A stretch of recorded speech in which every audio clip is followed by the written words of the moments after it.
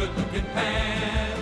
And any barmaid can be a star maid if she dances with or without a fan. Hooray for Hollywood! When you're terrific, if you're even good. Where anyone at all from Shirley Temple to Amy Semple is equally understood. Go out and try your luck, you may be Donald Duck. Hooray for Hollywood!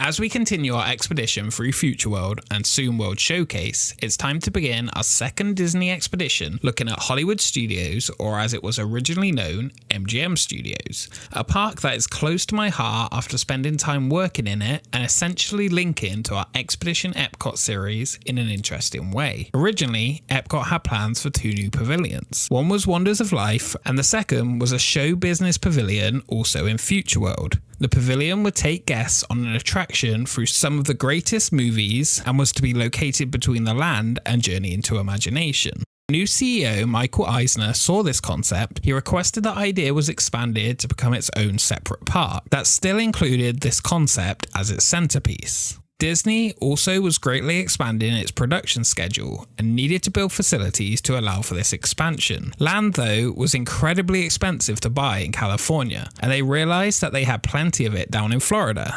First came the Magic Kingdom, then the incredible Epcot Center. Now comes the new Disney-Mgm Studios theme park.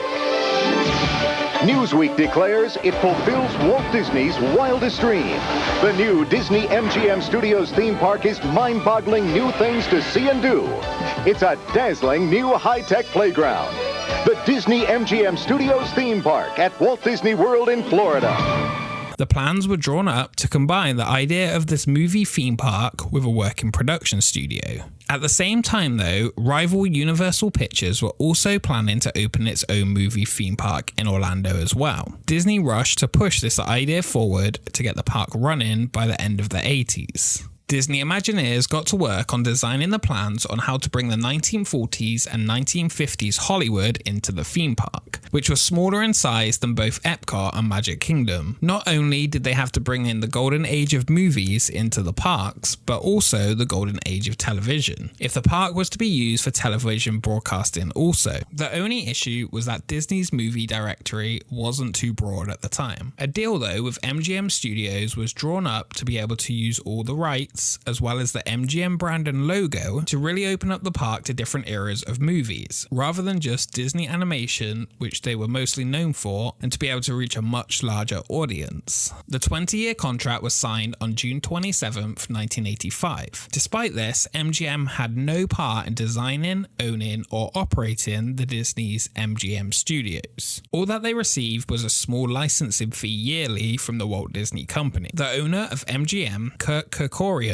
was not happy and only heard about the deal as it was being signed. When he learned of the deal in 1985, he couldn't believe that executives have traded the use of the MGM name to a competitor for a relatively small fee. The relationship between the two companies was a rocky one. MGM actually sued Disney over the licensing agreement and the fact that Disney were using the studios with the MGM name to create productions. Disney filed a cross-complaint over the plans to build a theme park adjacent to the MGM Grand in Las Vegas, claiming it held the worldwide rights to use the MGM name in theme parks. The MGM Grand Adventures theme park, though, went ahead and existed from 1993 till 2000, but that's more of a topic for Expedition Extinct than here. The plans for the park were published by Disney CEO Michael Eisner on June 27th, 1985. A very talented team of Imagineers were brought in to oversee the park's creation, including George Lucas. It was important that the theme park not only had millions of people wanting to visit, but also was a working production studio that showed visitors how the productions were created while being entertaining.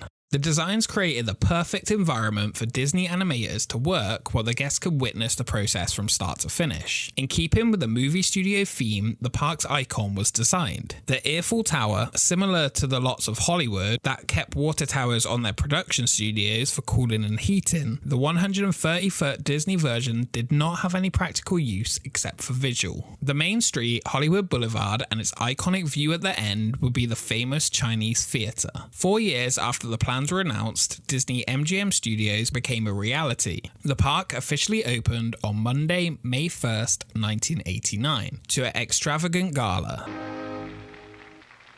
On behalf of the Walt Disney Company, I hereby declare the Disney-Mgm Studios theme park open.